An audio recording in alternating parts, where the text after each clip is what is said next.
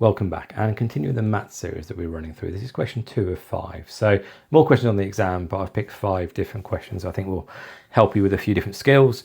So this question, exactly one of these 5 numbers is a square number. Which one? That gives you a lot of numbers. And I want you to convincingly explain to me why it is one of those and not the other 4. To be clear, otherwise it's very easy. This is a non-calculatory exam. So no touching a calculator. Have a go at the question. Also, make sure you can explain why. So beyond just going, well, this one feels like it's the right answer. See you in a couple of minutes. All right, how did we do? There's a few ways of approaching this question, and the answer falls out because it can't but the other ones. It's not because I know the answer is the answer that I'm given.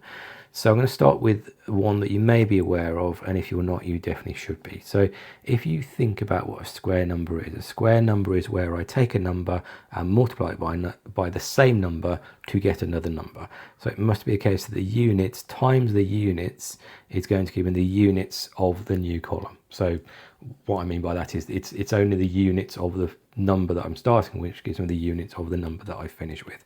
So in other words, if I consider 1 squared, which is 1, and 2 squared, which is 4, 9, 16, 25, 36, 49, 64, 81, and 100, any number squared or any integer squared can only end in 1, 4, 9, 6, 5, 6, 9, 4, 1, and 0, because that's the only place the units can come from.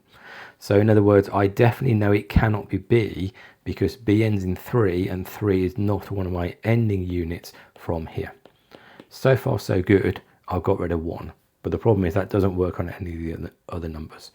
Which one can I also comfortably get rid of?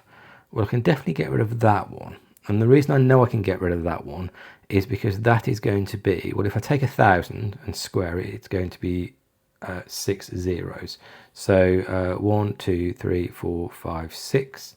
I need 8 zeros, so therefore add another one over here. So if I take 10,000 and square it, that's going to be this number here minus 1, and so therefore that can't be a square number. It's not a proof, but clearly it can't be a square number. So I'm happy with that one being the case. I'm happy that it's not going to be B. A, sorry.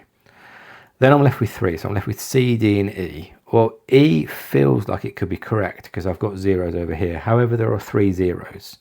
And the same idea here. If I take 10 squared, that goes to 100. If I take 100 squared, that goes to 1,000. And if I take 1,000 squared, as we've just seen, that goes to 1,000,000. There is no way of producing that 4 there, which will give me 4,000 if I know there are 3 zeros. So therefore, it definitely can't be that one there either. So I'm happy it's not that. So that leaves 25 and 35. Well, 25 feels correct, but I need to be a bit better than feeling correct. And so I need to convince myself it's true. And the reason is that 0 there. There is no number I can put in the tens column that will put a 0 here and add 1 to that, which will give me 35.